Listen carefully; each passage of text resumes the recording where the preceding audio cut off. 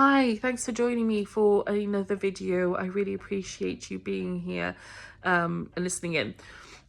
So what I would like to talk about in this video is the how well, first of all, AI. I mean, we've got to stop proliferating AI. We've got to stop, for now at least. There are lots of benefits to AI, but this is not the time. Okay, it's not the time to be proliferating AI. Okay, there are big reasons for this. The reason for this, okay, primarily is because it exposes us to, and these technologies are exposing us to what is called the phenomenon. And the phenomenon wants to take away our connection to God, okay? It doesn't want us to know who we are.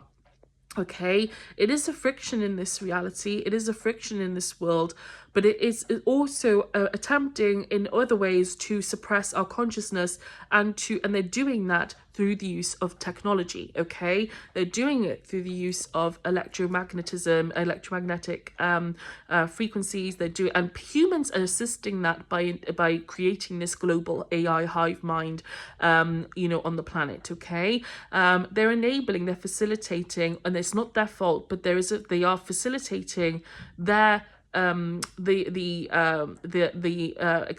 extension of the influence of these beings on humanity. Okay, what we are dealing with is not beings, aliens. These beings do not come from some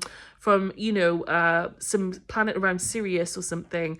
That's not true. Okay, they didn't. Okay, these beings are like astral entities. Okay, they don't come from this. They're not from this strata. They don't come from this plane of reality, so to speak. They are astral entities. Okay, and that doesn't preclude the existence of UAP.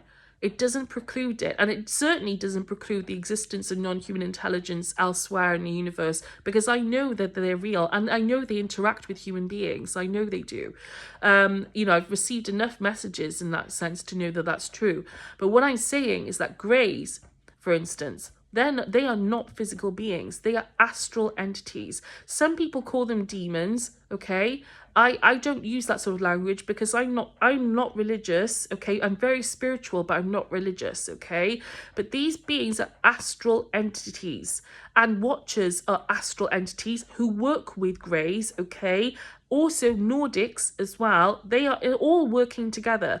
Nordics are not from the Pleiades. Nordics are, again, they look like Lord of the Rings characters, basically. You will see them all dressed in black. Watchers, Greys, Nordics. You will see them all dressed in black. That's how I've seen them. Okay, not to be confused with human beings who, or anything like that, who maybe, because I know some people out there would think, well, is this like some sort of spoof performed by I don't know, like secret branches of. Don't get me wrong, human beings do astral travel, and it is used as part of intelligence. Like, it is, that's a fact. Okay, these sorts of things like astral travel, ESP, are used by like the armed forces, members of the armed forces, also used in the intelligence community, and so on. And this is part of why, and it's not, again, not their fault that this information is not out there. It is not their fault. Okay, it's not their fault. We live in a very complex world, very, very complex world, and it's very, we can't blame them for this insight not being out there. There are many other things and issues and other variables like that, that have influenced the way we are, where we are at now. Okay, there are many influences, and so they're not to blame. Okay, but it is a fact that ESP is used, and there are plenty of declassified documents out there that indicate, and other people's anecdotes who worked, who have insight into these things.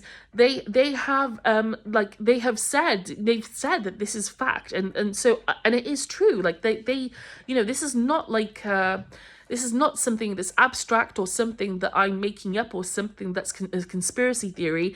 It's fact. Okay, and consciousness understanding is one of the big the foundations, the setting that foundation of consciousness understanding, or at least like sharing with people, the wider public, that actually, guys, these things are actually real. Like, they're not things, they're not abstract, or not things like, we're not talking about seeing someone on a talk show trying to bend a spoon. No offense to Uri Geller. Okay, it's not just about that. Okay, it's much more than that. Okay, and it's actually real. Like, I mean, Uri Geller, whatever. Like, these things, ESP is a reality. It's part of who we are. Okay, we all have access to these things. It's part of our innate being. But what the problem is, that like having AI on the planet right now, as we head into planetary changes, is handing a score to these beings. Like, it's like basically handing them the goalposts and the football, and just saying, here guys, just score some, keep shooting at the goal, like, I mean, they're just letting them, having a free reign to, like, basically, shoot some goals, like, giving them, an unfair advantage over humanity. Like, that's basically what you're doing, like, in that sense. Like, I mean, by proliferating AI, in such a way that, like, it basically,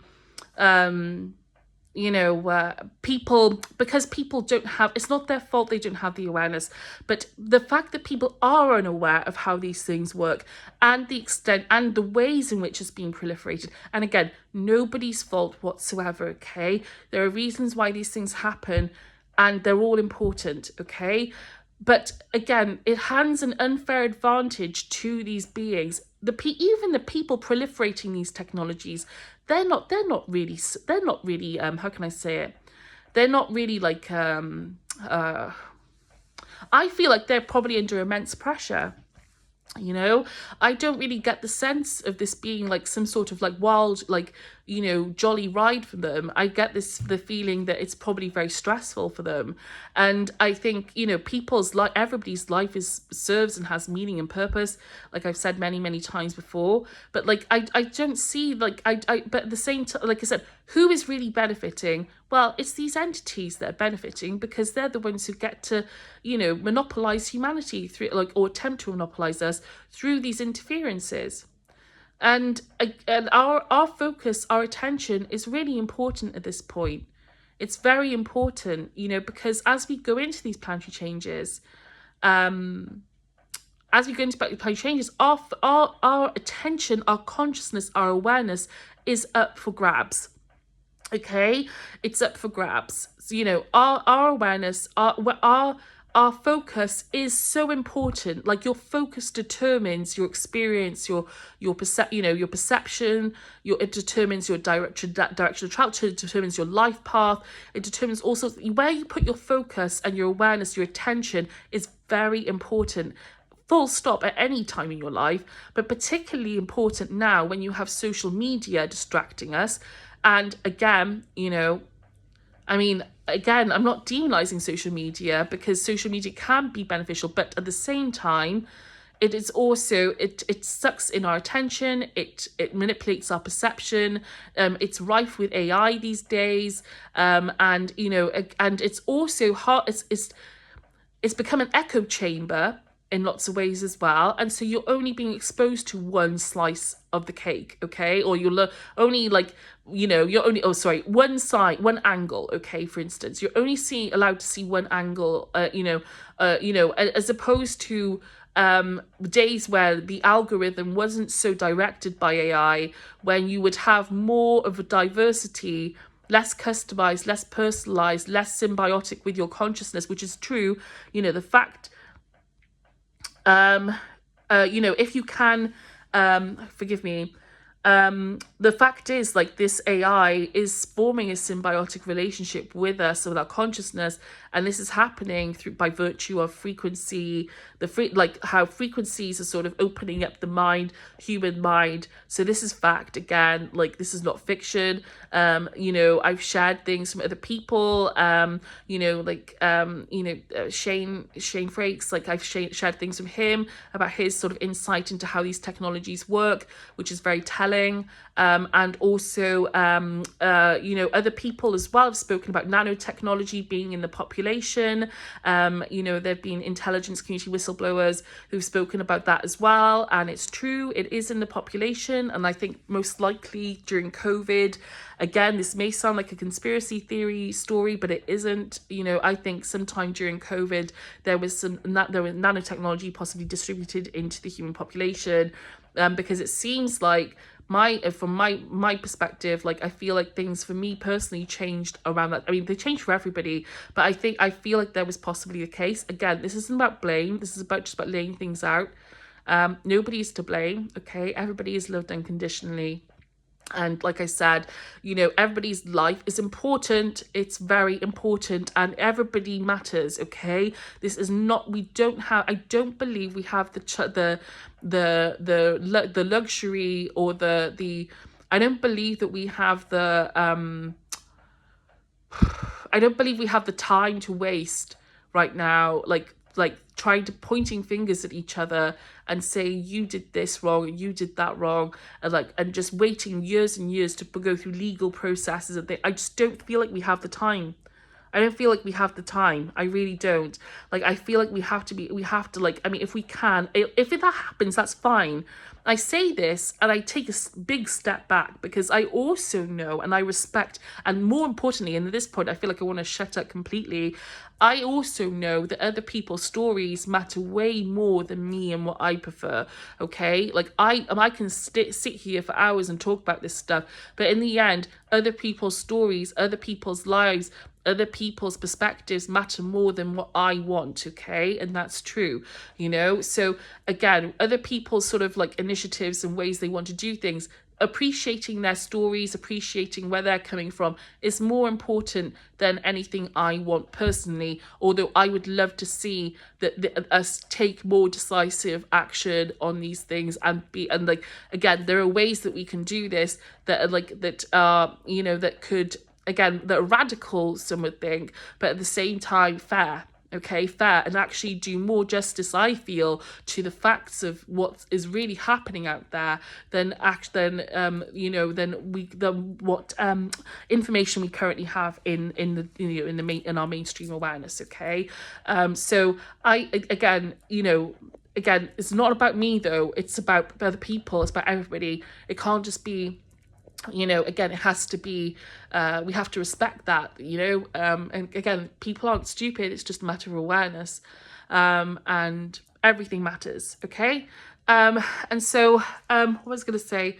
So yeah, AI proliferation, we've got to halt it as we go through planetary changes, and until disclosures actually happen, certain disclosures, like disclosures about the phenomenon, disclosures about UAP, disclosures about secret programs, disclosures about planetary changes, disclosures about the way that consciousness as well. But I think the most important thing, I feel like the most important thing here is really to pin is the consciousness aspect.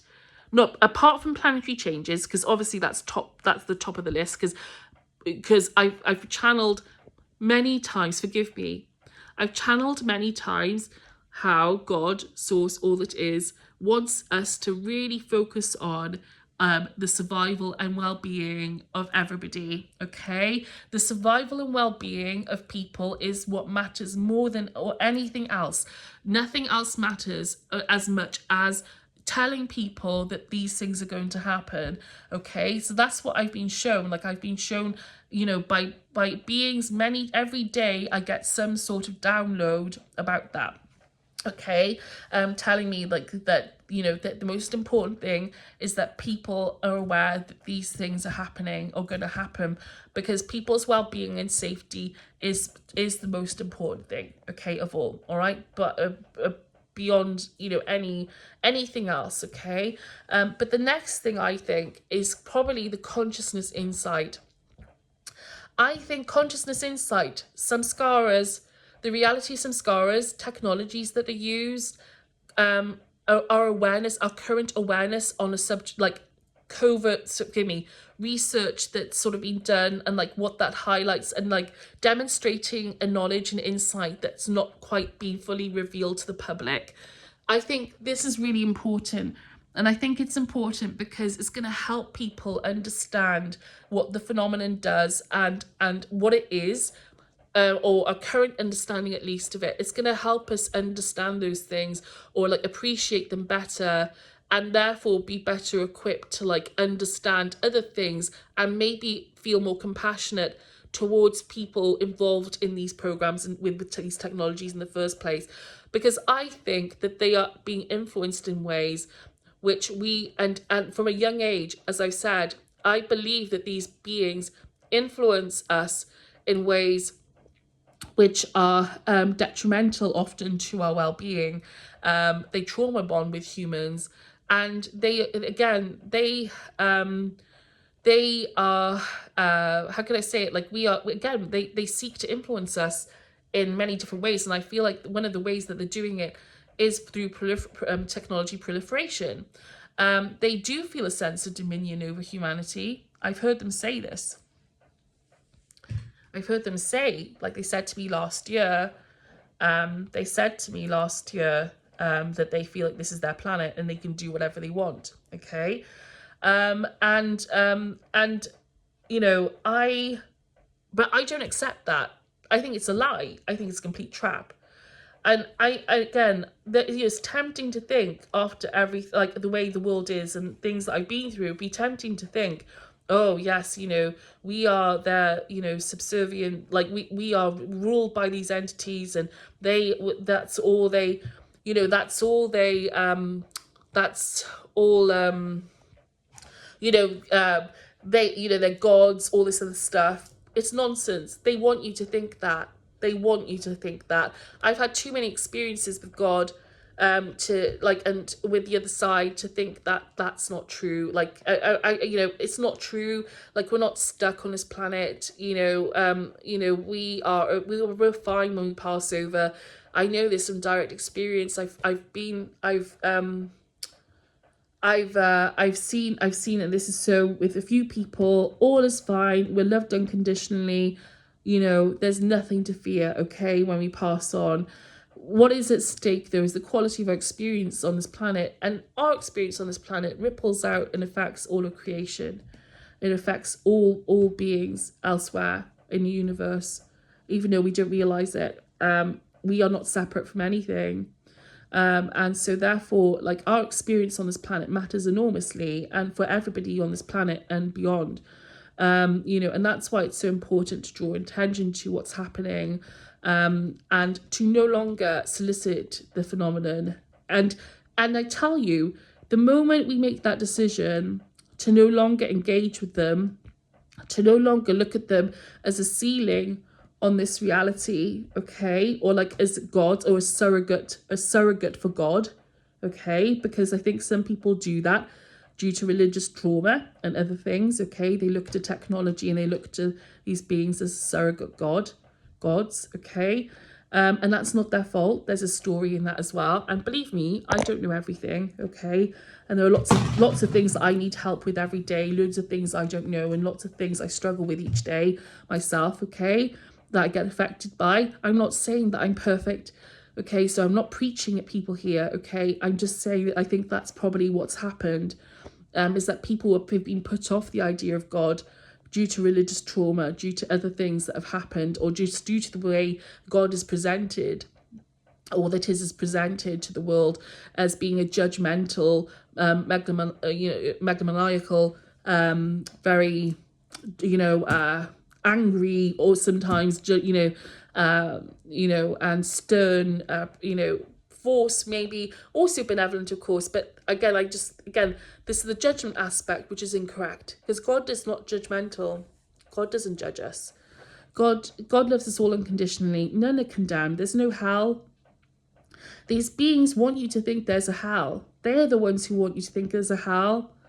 Okay, they don't believe that there's no hell. They want you to believe there's a hell. Okay, they want that fear from you. They want you to be afraid. They want you to think they're in charge.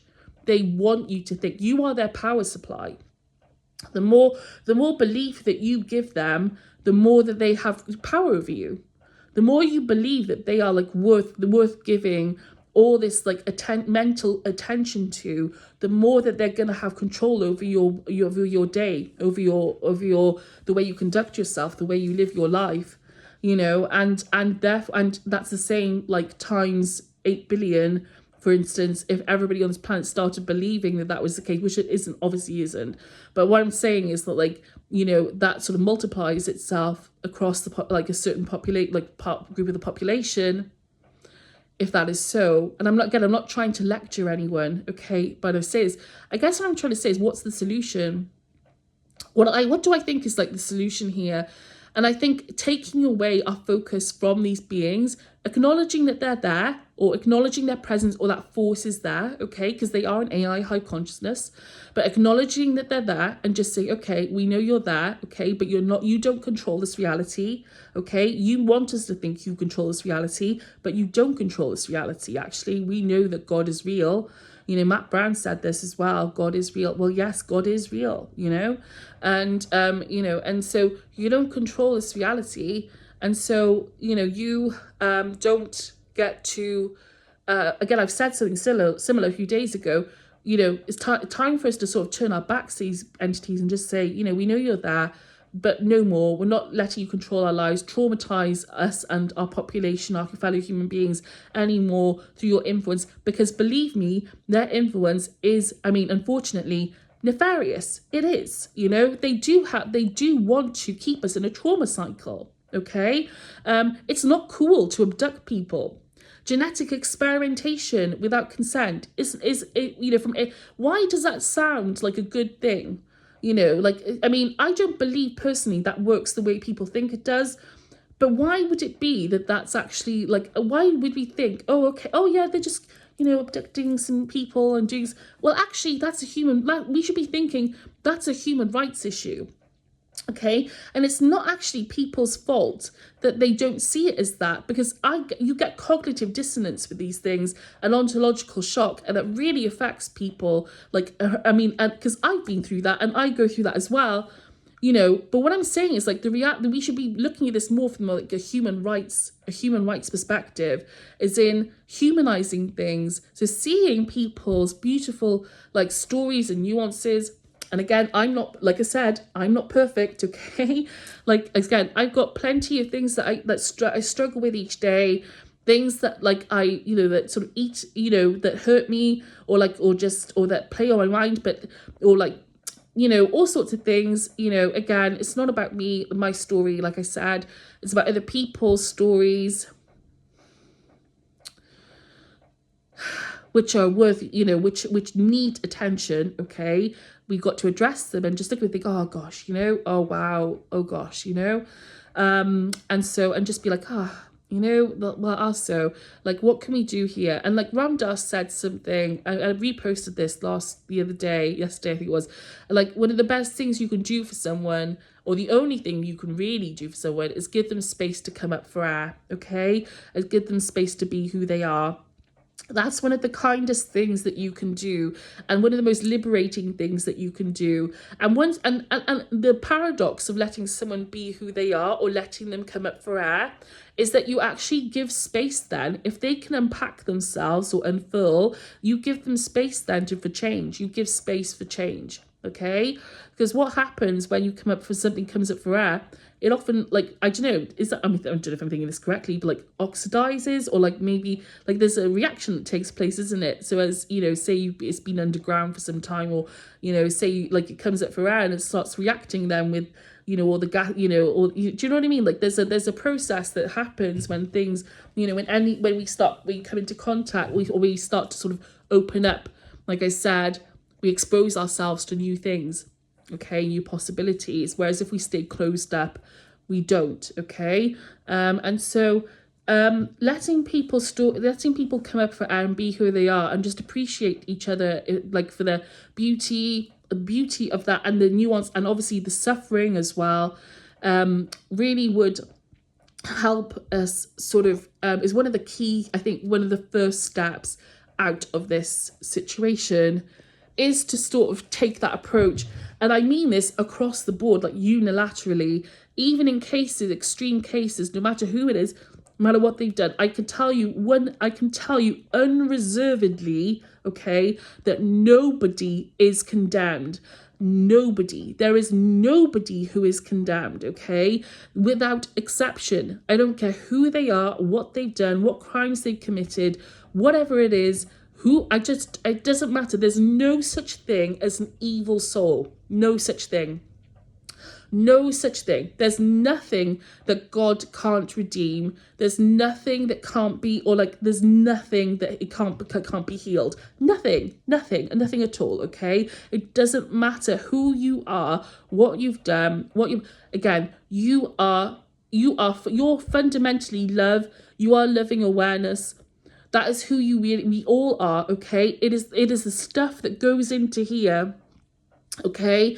And the ways that we're subtly manipulated, okay, as well, by virtue of certain experiences on the astral planes and so on, okay, like I've said, with these entities, Nephilim and so on, okay, so it's by virtue of those experiences and obviously, our interaction, our sort of that alchemizing that happens between us and other people as we go through our day-to-day lives, as we grow up, our conditioning and so on. It's those things. And language is a tricky thing.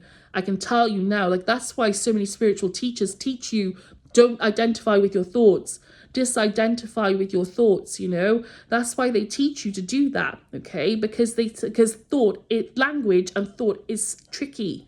Okay, it can con you into thinking all sorts of rubbish, lies about who you are.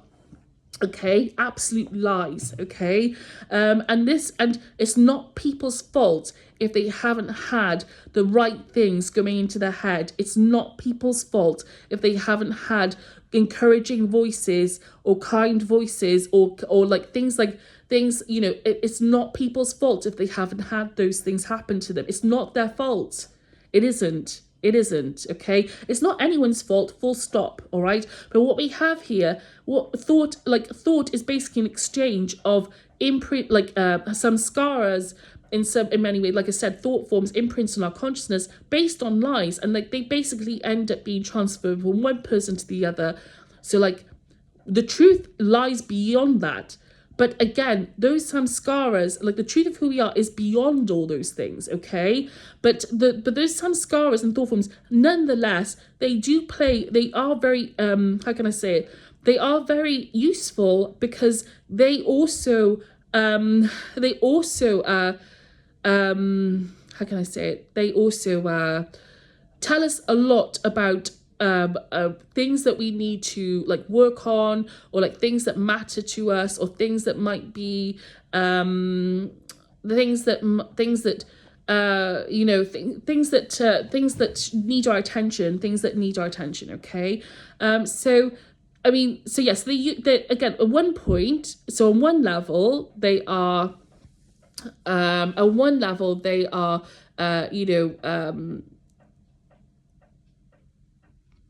not to be like listened to, not to be absorbed, okay, and avoid, like, we should be detaching, all right, and observing our thoughts and not taking them in, okay, not letting these imprints land on our consciousness, so to speak, or if they do, just sort of observing them and not letting them form our identity.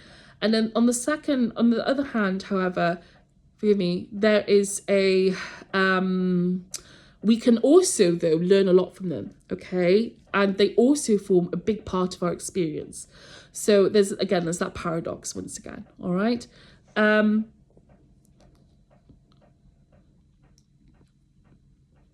other thing I would just like to say before I finish is that I've noticed how what I've been through in terms of this conditioning, forgive me, what I've been through in terms of this conditioning, and again, I don't regret, and I know it's going to sound odd, I don't regret what I've been through. I don't regret what I've been through in a sense that, well, not in the sense, I don't regret what I've been through as horrific as it's been. I don't regret it because, I know that there's a reason why these things have happened, and I'm happy to go through it with these people. I feel like we're all working something out, okay? And it, you know, so in that case, like, I feel like a kinship with them. And like, some people would say you're absolutely bonkers, like, why don't you want to throw the book at them? I don't want to throw the book at them because I just don't see that things that way. And also I don't see that that's useful. But more than that, like I said, it's not about me, and like, I care about these people and their stories.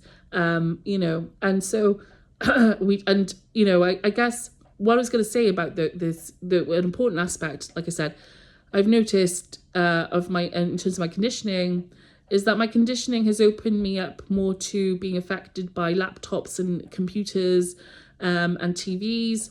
You know, so I've noticed how this radiation from these devices literally harvests from my field. It harvests energy from me, and I feel incredibly drained whenever I go near a laptop, or it drains me tremendously, like being near these devices for too long. You know, especially on laptops, I find that like I can't sit for too long in front of a laptop without needing to walk away, because I feel like I might have been wiped. And this is not a coincidence.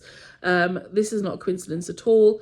You know, because the type, again, there's a link between that radiation and electromagnetic, like these sorts of energy forms, and the phenomenon, and the way that I guess this symbiosis or harvesting from these beings is taking place. Please forgive me. I'm channeling as I'm speaking, so please forgive me.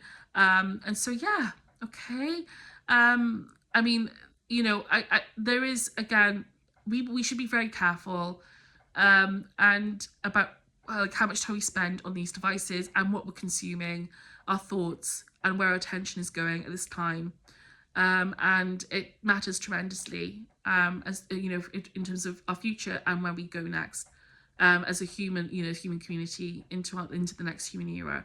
It will form the basis of that, and we need to be careful, again, because again, there's a war for our attention taking place, or a struggle for our attention, our focus. But there are also lots of people who want disclosure on this planet. Lots and lots of people who want disclosure.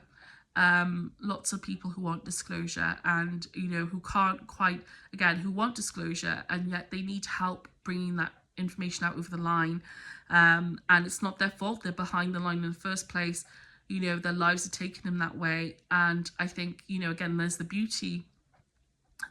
such beauty in understanding those things and appreciating their circumstances, which is actually much more rich and powerful and poignant as well, and important, than actually being right about anything or anything I have to say.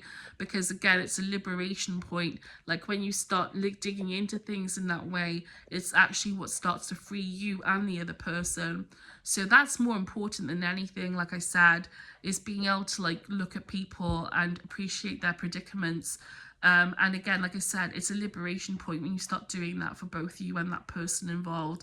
And I feel like that's really one of the key ways, like one of the ways that we can get out of this is by taking that approach to things, if we can. But yeah, okay. But yeah, I'm grateful. Like, so just sort of wrap up and say, I want to stop there because I'm really grateful, like, to everybody who has, you know, really helped me gain a better understanding of what's been going on here, and just all the ways in which I'm supported. It motivates me, you know, to keep going.